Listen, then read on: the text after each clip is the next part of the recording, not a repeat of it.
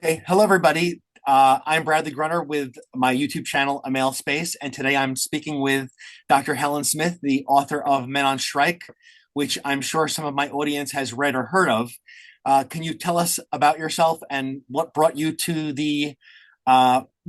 men's issues? Yes, well, I had a blog years ago. I actually started a men's blog in 2005. I'd always had a private practice in psychology, and I just got so interested in men that I used to just see men because I specifically feel like men need a space, need a place where somebody really understands their issues and how they're feeling. So I started a blog around 2005 for men, and from there, I got all kinds of information, particularly one post that was so interesting. It was about, I asked men whether they wanted to be married. And I thought, oh, maybe there'd be something positive here. Oh, no. The men all told me, oh, my God, no. I mean, so many of them wrote in to say things that had happened. They'd been divorced. They said just horrible situations from divorce to, being kicked out of their house. And it really got me thinking. And so, I talked to more and more men, started interviewing men, got lots of men on my blog for years. And then in 2012, wrote my book, Men on Strike. Men on Strike was just a look at kind of the social and political way that men are treated and dealing with society. And then right now, I met you by we met Yes, online, and I am where I have a new book coming out, which hopefully will be out by the end of the year. And that book is called His Side. It's Men Speak Out on Dating, Marriage, and Life in America. So it'll be a kind of a follow-up, asking men specifically in 1 to 4 hour interviews, like how do they feel about life, dating, and all the things that are going on right now. I see. And not that you have to give away too much of your book, but I mean, maybe just something I'm curious about without doing kind of a spoiler alert type of thing. um are there any specific areas that men are complaining about, like a general trend? For example, we spoke about the what my acquaintance Anthony Wicki, the man that I interviewed, you saw that video, what he refers to as, I used to call it unrestrained hypergamy, he calls it malignant hypergamy. So I believe that that is one factor in what is affecting mating and dating, the divorce regime, and other social factors that are affecting this. So are those the common themes, or are you seeing something else? I think there's a lot of things. I think the biggest thing I find is that simultaneously men do love women. There's this false notion out there that any man who complains is a misogynist, that they, hates women. This is not true. All the men I talked to loved women. But the main concerns they had is a lot of them feel they don't measure up anymore. Women's expectations now are so high. And of course, if you read the books by people like Myron Gaines, who Yes. wrote Women Deserve Less, his point is that women, because of the internet, they're just so entitled. They get so many offers, and men are just coming after them nonstop. And I think there is some degree of truth to that, that women feel, and I don't think it's just the internet. I think the biggest thing, and one of the things I want to say is I divided men up into three different sections. Those men who are younger, early 20s to early 30s, then middle-aged men, roughly 35 to 50s, and then older men. And so each of them had their separate areas that were problems for them. Younger men, their big problems are, one thing I want to say is the younger men are so much better now than 10 years ago at understanding what is happening in society. Those young men, especially even the college age ones, understand the ramifications of what's happened to their uncles or dads, the divorce regime, like you were saying. But they see women as feeling much more entitled. Women today are much further away from men in the sense that they want men to, they feel empowered by the society. And when I say empowered, I don't really believe that's the right word. Men call it empowered. I call it a sense of entitlement and kind of a narcissistic way of acting in the world. And that they expect men to provide for them, or to provide all these old-fashioned things, as the men also have to understand how women are to go out in the world. They're supposed to be supported by the man. So I think there is this discrepancy between what men are expected to do now, which is the same thing they always did: be providers, provide support, and in addition, do all the housework. That's something new. They're supposed to provide all housework, cleaning, everything. And at the same time, they're told that they're not measuring up to any of this, and they're supposed to provide money. The middle-aged men, I think there were more concerns, like you said, the divorce industry, um, some of the men had situations so severe that maybe they had to go to jail or were threatened with jail time from wives or people who professed to have loved them over situations that, really didn't warrant jail time at all. The older men were the group that sometimes I found to be the happiest, and those men who were the happiest, they found different ways of relating in the world, from finding new partnerships to finally working at a self-employed type job where they're their own manager. And sort of my first book about men on strike, I think men just aren't going on strike as much as they are finding better ways to deal in a world that is not looking out for their best interests. I see what you're saying. That makes a lot of sense, and that's what I was thinking as well. And I'm glad that you provided that insight because I'm curious and I'm concerned about men generally. And another thing, also besides this, I have some, let's say, unpleasing things to say about the situation as well. Is that do you think? First, I can mean, I stop you there? Okay, one of the things I have a problem with is everybody, like men, in the same way, they're so afraid to speak out. And I understand you don't want to be negative or anything, but the thing is, men are so used to, like, almost no man I talk to would say anything hardly negative about a woman or the situation because they might be seen as a whiner or complainer, or somebody's not going to like what they have to say. But I don't think that saying things that quote are negative, I think it's just a discussion, an honest discussion, like what you're doing with your work here, yes. about how do we relate, how do men open up? How do they find this male space? Because we've denigrated men so long and we don't have male spaces that now men are having finally coming out onto the internet in spaces like yours. But before that, there really haven't been spaces to speak. So I just want to say that I'm glad to hear men speak, and I think it's a fabulous thing. I don't think it's a negative thing. Right. Yeah, I'm glad that you have a point there. What I'm saying is I'm going to say something unpleasing, but I'm not afraid to say it. So what I'm saying is that Yeah. Well, what I I'm know, saying is Bradley, you're not afraid to say a lot. That's what I'm great. saying is that again, I told you, and I've been saying this throughout my videos. I think that something else is going on here. Also, is that, um, of course, um, I do believe that there is like I always quote Roger Devlin because his book had a huge impact on me, Sexual Utopia and Power. And one of the essays there, I mean, it's a series, think it's about 6 or 7 essays, but I think about three of them were more outstanding than the others to me. All of them were great, but three of them really were hit home with me. And one of them was about the divorce regime. It was called Rotating Polyandry and Its Enforcers, which was a review of two books, one of them being taken into custody by Dr. Stephen Baskerville. And in that book, it was exposed to me. It's kind of almost like it was a reference to his Baskerville's books. And then I got Baskerville's books, in which he does go over this brutal, life destroying divorce industry. And also, another essay that Roger Devlin had was the question of female masochism. I don't think there's only a hypergamy here where a woman wants a top-notch high-skilled professional such as a surgeon or engineer or some other corporate bigwig. There is the element also of dashing men, thrilling and criminal men, or just vicious men, right? So I do believe that there is a factor going on here besides this, is that when the provision of men is gone, the mask is off and the women go for who they really want to go for. I don't mean all women. I mean that there is a significant contingent of women who like that.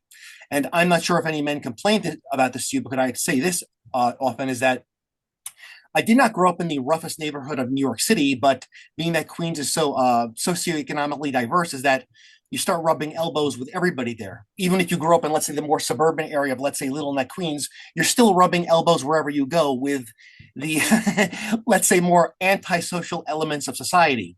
And it had an impression on me very young, to the point where I thought, well, that could be very frustrating for a decent man. You think to yourself, that, and I don't like using the word nice guy because the word nice, it has been pathologized. Now there's this meme going around the internet saying that the nice guys are not really nice. They're being nice because they really want to manipulate the woman, and they're not really nice. I don't go for that, because when I say nice, I mean a generally decent man, whether he's a young man, a teenager, or an older guy that is a decent man.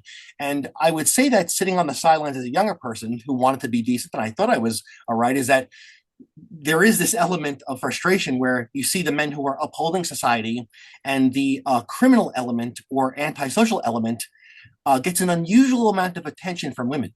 Maybe I'm exaggerating this. No, I mean, I think that's what you saw, but I think there is a subset of women. Let's go with I think as women get older, and maybe, as they hit towards 30, and especially obviously the college educated and the higher educated Yes. women want more educated men, which is part of the problem right now because there aren't men going to college as often. But there's also this subset of women who do love that risk factor and that sort of I think it was you that said this, is that you've never met a violent man or a drug dealer didn't have a woman on his side. And Yes. I think there's obviously an element of truth. I think women find there is some element of women who do find that kind of dangerous guy interesting. And then even on the other side, for more educated women, there's still some women who prefer that, that degree of risk in a guy, whether it be he's a, I don't know, it would take a different form in a higher level Yes. man, Yeah, not I he know. could be a Yes. drug dealer, but maybe he's a white collar criminal. I don't know, just something. I know what you're saying. More like So a that's always, I mean, remember that book? There was this book, why women love men in prison or something. But I mean, there's always been some element of that.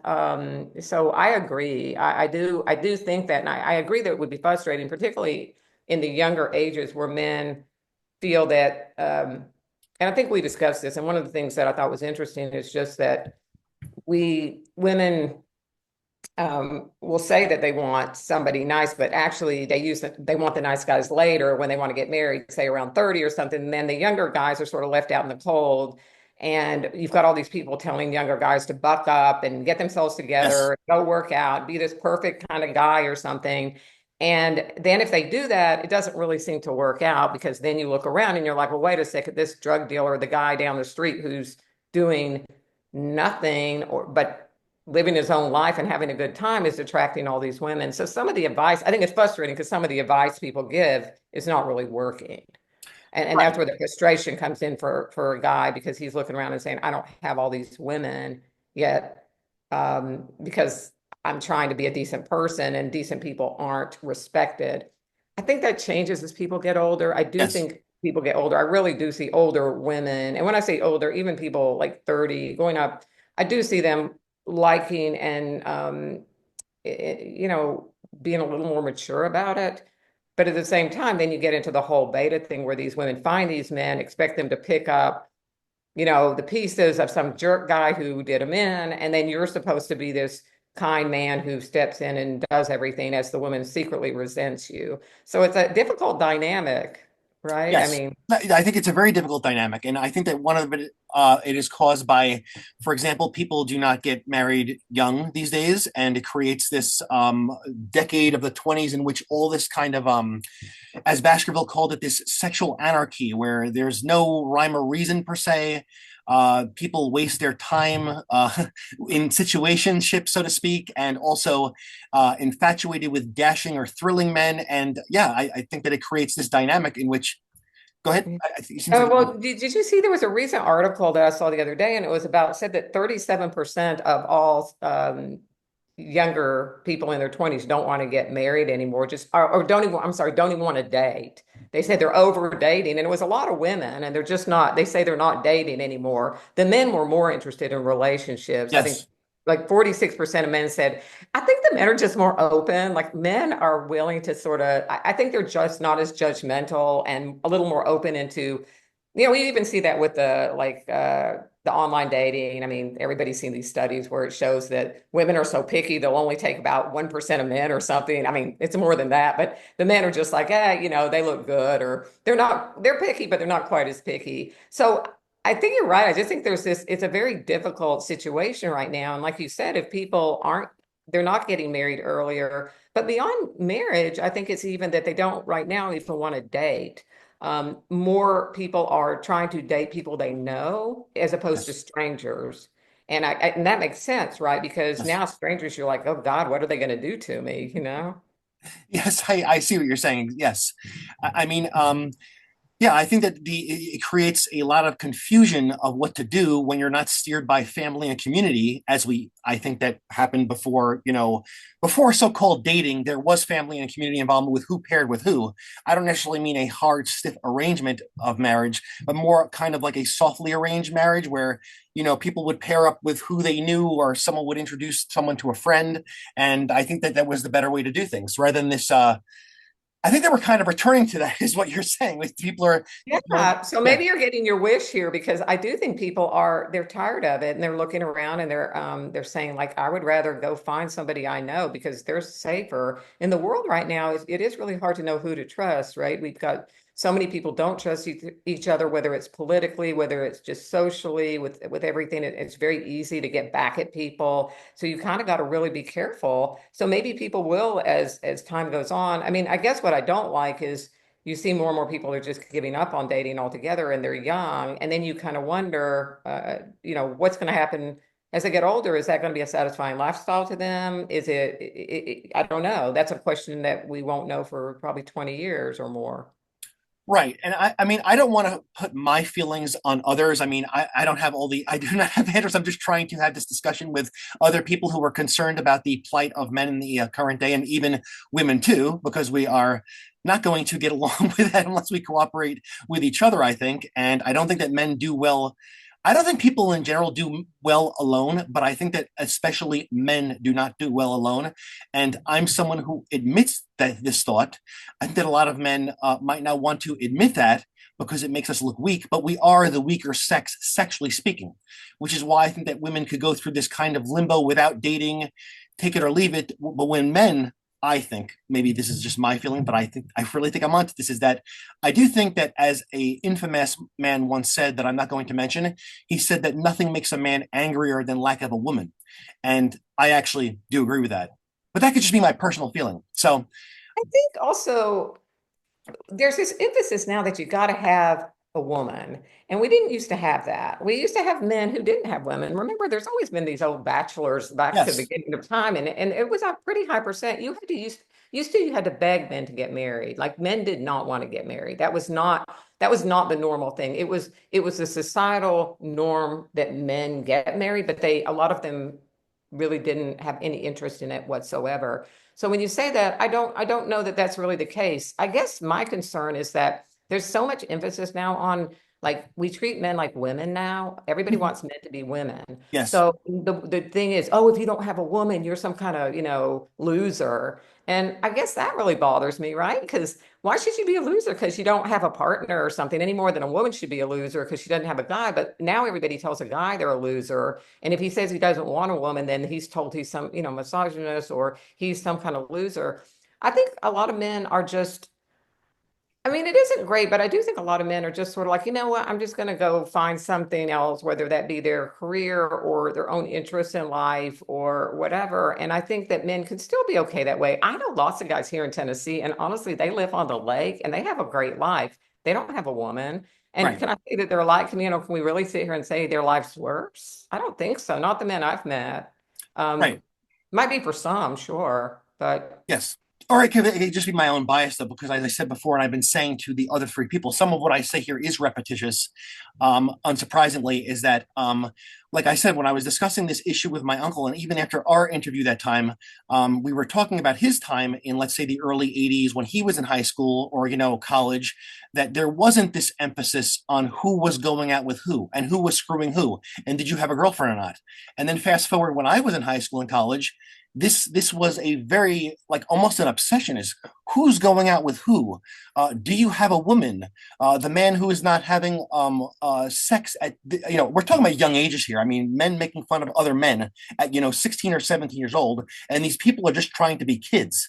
And you get these innocent men, not all of them, but who were ridiculed even for not having a woman yet. And I think to myself, the guy's only 16 or 17 years old. What is going on here? And But I this think, is the new way, like we discussed, that men are trying to alpha each other out. Oh, I've got three women and you've got none, you're a yes, loser. I mean, that's the thing. I mean, there's other things in the world besides having a woman. And now we've got all these men fighting each other for how many women they have. Used to, no one right, cared. I mean, right. it used to just not be a big deal. So now that it's a big deal, like, why should that define who a man is or what that person is or anybody? Like, why should that define him that Well, he's. no, go ahead. I didn't mean to interrupt you. Go ahead. No, Okay, go ahead. no, no, okay. No, what I think that also is that the United States is a particularly gynocentric society, and I believe that it has been that for a very long time. For example, it is a frontier country with a lack of women from the start, perhaps, and you get these men who are traveling throughout the country back then. From what I've been informed, I'm not a history major, but or historian, but the trend was that there was this inflated competition for a woman and accepting bad behavior from women. And there are even writings from then, exposing of travelers to the United States and these travelers from Europe seeing these American men, uh, let's say, with an inflated interest in women or accepting bad behavior from them.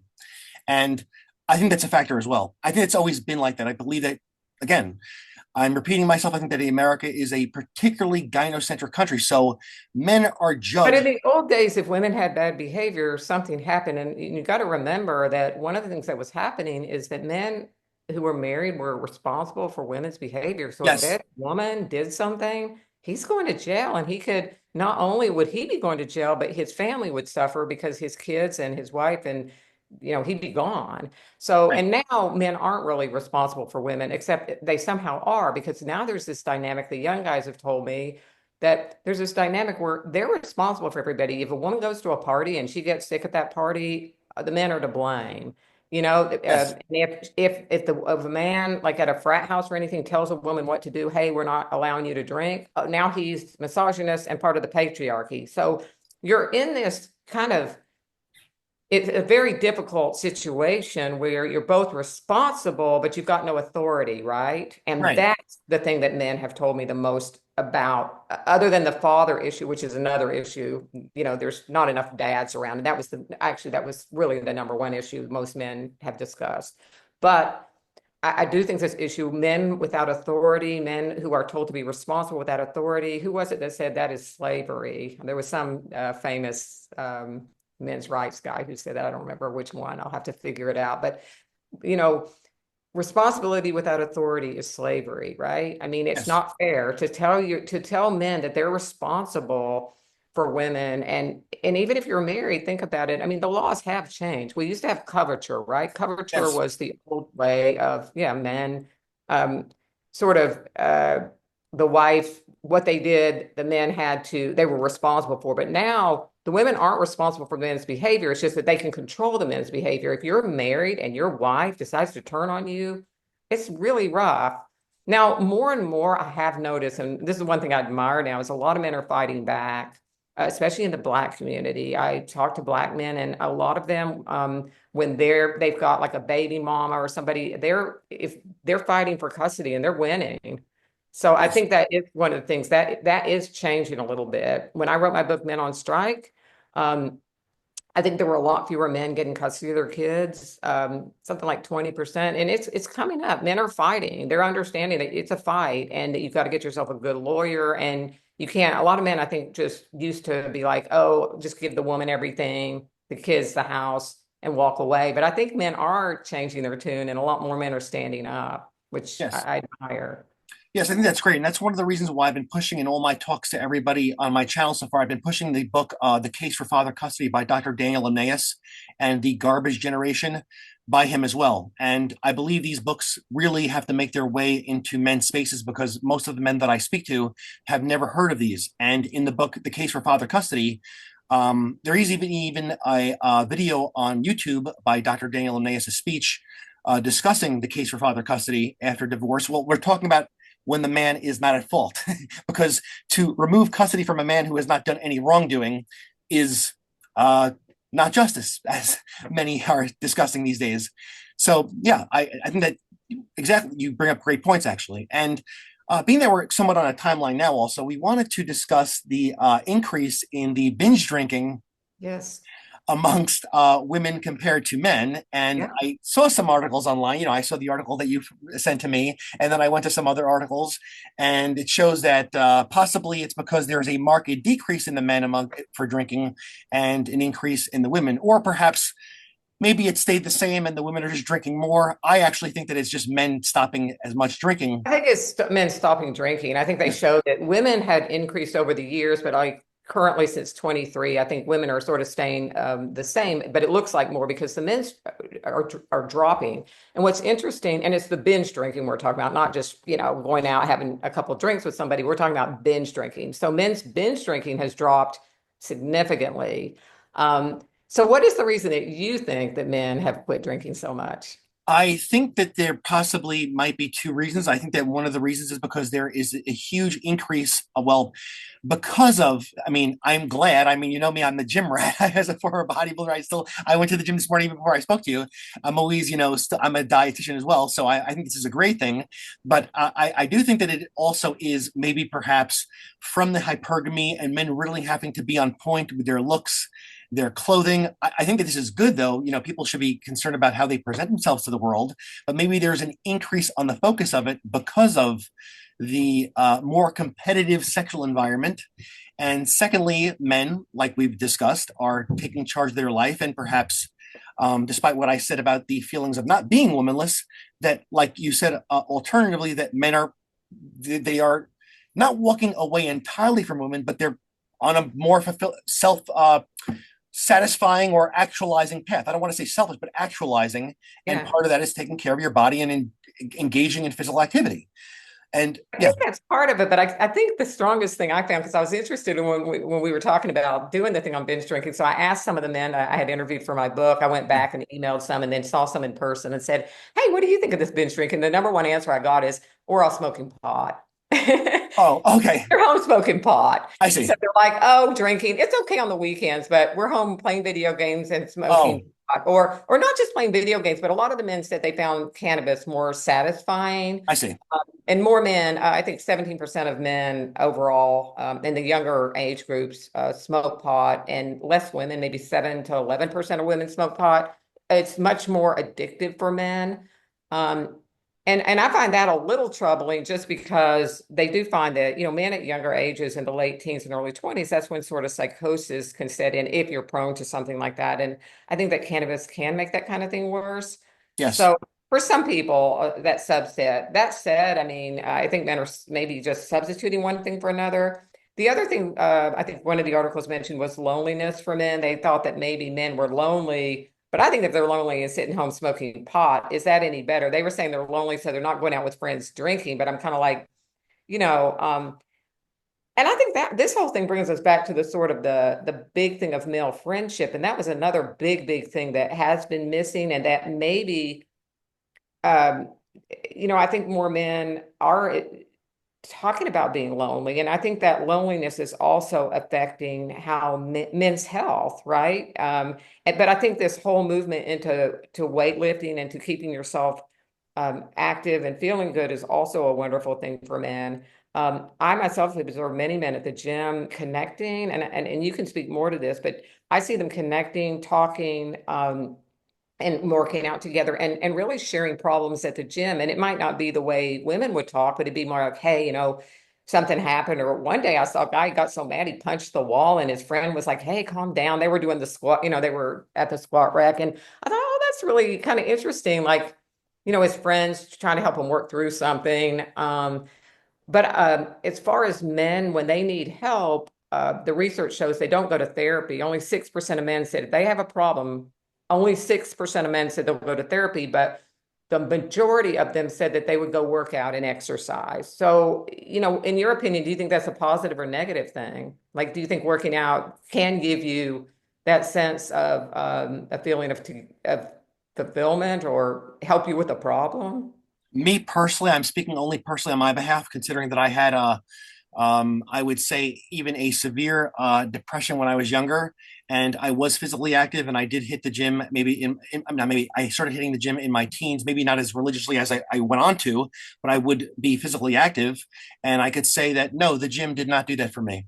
The gym was satisfying, but it did not address the serious psychological condition that I had. I don't think that, for example, I'm not afraid to say this, mean that I had suicidal ideation in my life from a very young age. Obviously, I do not have those feelings. I have not had those feelings for many years, but I did not find that the gym could ever address suicidal ideation. So, in your opinion, then what do you think would help? Because when I see this whole thing about people telling men to go to therapy, I'm like, the therapy is almost, I hate to say this, become a racket. In fact, I was at the bookstore yesterday and I saw a book by some woman on the shelf, the displayed, and it basically said how to turn your psychotherapy practice into a political like showplace or something, how to be political. And I'm like, no wonder what man's going to want to go. You know what? When they mention political, you know that they're talking about these are liberal psychologists, mainly women, and some beta males trying to turn all men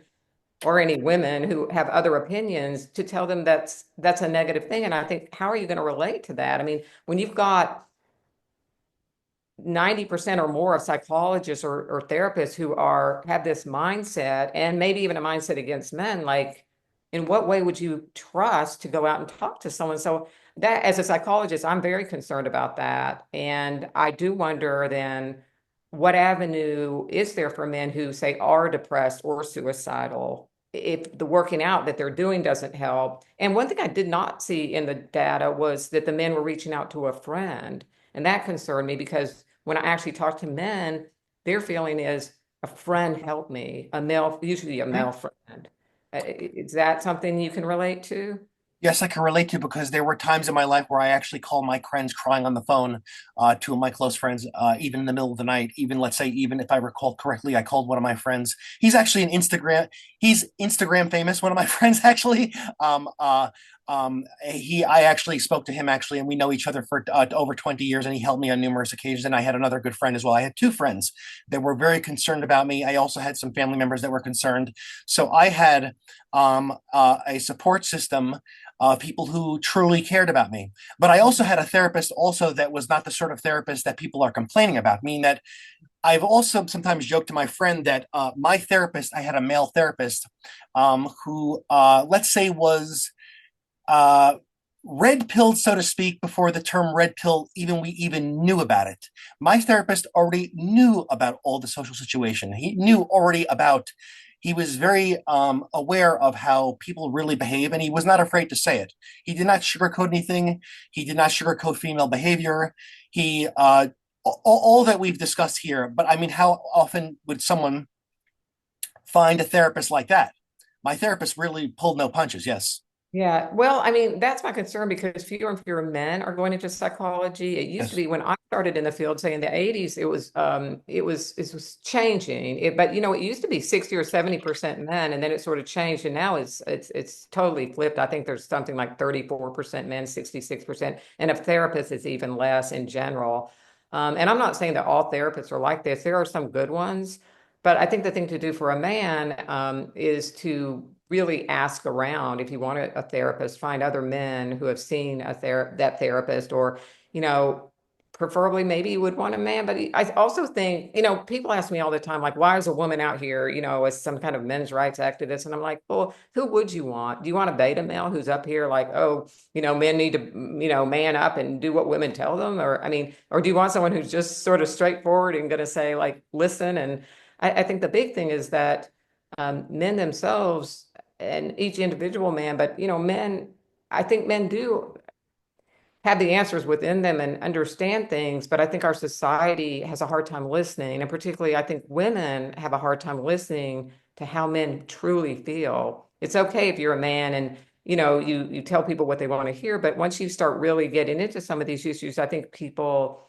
um, I think it makes it hard to kind of listen. And you're really lucky if you can find someone who really accepts you like you did with your therapist or with your friends. But I think all men, most men, a lot of them don't have that. A lot of the men I spoke to are uh, they're very functional. They're very, you know, they were very high level men, people who have you know, really done well. But I think there are lots of men that I've seen who don't have that support in any way. And that makes it a lot harder. Well, And yes. I guess that's your, I mean, you're some of the people even in your audience that you're reaching out to, you're saying, you know, maybe they need this space or in some way, some support. They do need support, and I believe that the male, as a general term, disenfranchisement. I think that's the overall word where they're going to, and you know, the disenfranchisement again. The disenfranchisement problem. it usually just circles back to women again. But I believe that this focus on women is a kind of like, as I've been saying, a comorbidity of other problems. Meaning that the let's say the decreased industriousness or ambition of men, the decreased college enrollment, the more like what Dr. Daniel Amneas was saying in his books, seeing the rolelessness of men who have no dads. Meaning we have a 25% rate of fatherlessness. We don't have the sort of community institutions that we had before. We don't have specifically male spaces. So you get these men who are going to be depressed or listless. So I did not have a dad, and this created serious challenges for me and my brother. I mean, if you go to the checklist of social deviances that occur, or let's say even psychological deviances that occur in men who are typically fatherless, well, not all fatherless people, but most of the people who are fatherless, most of the people with these pathologies are fatherless, though.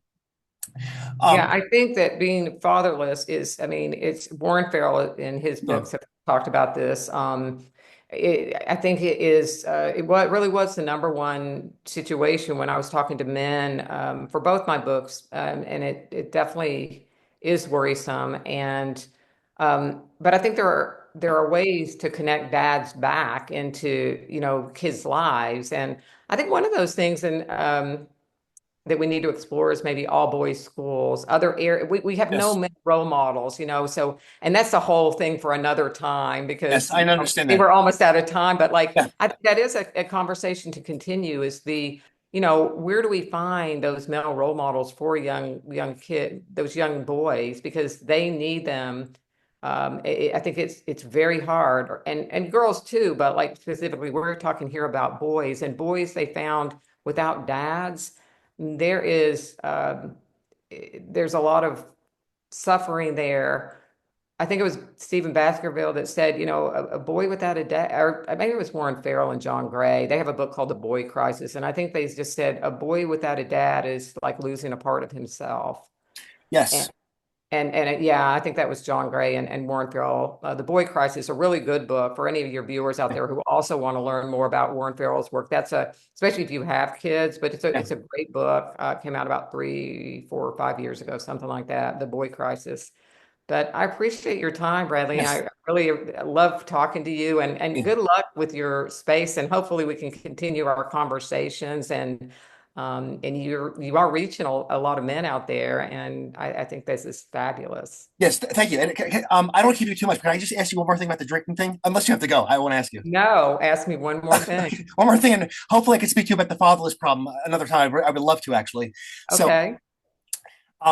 do you think that perhaps, like for example, when I was looking through this, it reminded me of other articles in which it was discussing an increase in the past decade or so of antidepressant use in women, and also the increase in sexually transmitted diseases amongst women that I've seen these articles for, in addition to the ones addressing the increase in binge drinking. Now, I don't know. Maybe I'm just guessing because a lot of this is just theory or again guessing here about some of the topics we're spoken about. Is that do you think that as a woman, do you think that women do not deal well with this sort of deregulated, free for all, hedonistic sort of environment where there are no guardrails to who one shares their body with. There's no shame. There's no correction because we cannot correct women because again, like you said, if a father's going to let's say put the guardrails up and steer his daughter towards a more pro-social way of life, that you can't do that. We just have to give unbridled freedom with no responsibility. And this is what causes the increase in the STDs, in the binge drinking, and also the other problems that arise, like depression and anxiety, because those activities they don't really lend well to a stable mind. No, but here's the interesting thing. I think people are having sex less and less right now. And I think the anxiety and depression, if you really want to look into that for women, maybe you've read the work of Jonathan Haidt. Jonathan Haidt is a social psychologist. He wrote the book, The Anxious Generation, which I have back here on my shelf. And he talks about how women have depression and anxiety, and a large part of it is caused by, I think it is part of what you're saying it's almost like the political movement, the liberal political movement tells women that they can do anything, whether that be sex, whether that be, it is a free world, all open for them. And I'm a libertarian. I'm all for freedom, but this isn't freedom. This is a way of living your life that is damaging to the mind. And I think that girls tend to use social media more. Boys usually use it more. I mean, they have their own issues, but the girls are much more depressed, much more anxious. And going back to what you were saying about antidepressants, that uses up. Most girls and women are on antidepressants because of the anxiety and depression. And I think that it's just a hard time with social media. I think there's a lot of negativity, and I think it is not directed at girls, but girls bring it upon themselves to use social media to demean other women. And I think women get really depressed about that. And then at the same time, they don't know how to afford to make these relationships because they don't understand men. They really don't understand the feelings of men, that men have feelings because they've been indoctrinated into this view that men are toxic or that their man might be okay, but all the rest are awful. And that message, particularly to those liberal girls and women, I think leads to a lot of depression and a lot of disconnection from people. So I would say as a psychologist that I think it's the disconnection from people. And going back to what you're saying, maybe that disconnection also plays into when you're just hooking up with 15 guys or something. But I'm not even sure that's what's going on because the younger people are having less sex. Apparently they're binge drinking, the women. So maybe they're just depressed. I don't know. Maybe they're the Right. men from before. They're just not getting any and they're depressed drinking. I I don't know. I no, no, doubt that. we're just talking about ideas here. Yes, I understand what Yeah, you. I'm just throwing out some ideas, Yeah, but yeah. just saying, like, I hear where you're coming from. I mean, you're coming at it, just this sexual revolution has caused people to become depressed. Um, I think it's more than that. I think it's Right. that, but it's plus a million other factors. It's almost Yes. like, when someone has cancer, it's not, they used to think there was one point of failure, like, oh, it's just this one point of failure. And now they realize it's one layer of protections in your body going bad. And I think that's the way our society is. Each thing has added on, whether that be, you know, an iPhone where anybody can reach you at any time and give you any message in the world that could be toxic, whether people can just say anything they want and feel free to say negative stuff to Yes. you, whether that be women getting on and feeling like I'm so empowered because I've got 50 men after me and they're all giving me likes and every or whatever. And, is that going to make you feel depressed and anxious? Probably. Yes. Yeah. Yeah. Does that make sense? Yes. And I thank you for that insight and giving me your time today. Thank you very much. Oh, thank you so much. And you have a great day. Okay. Happy Father's Day. Yes. Thank you. You too. See you. Bye. Bye, Bradley. Bye.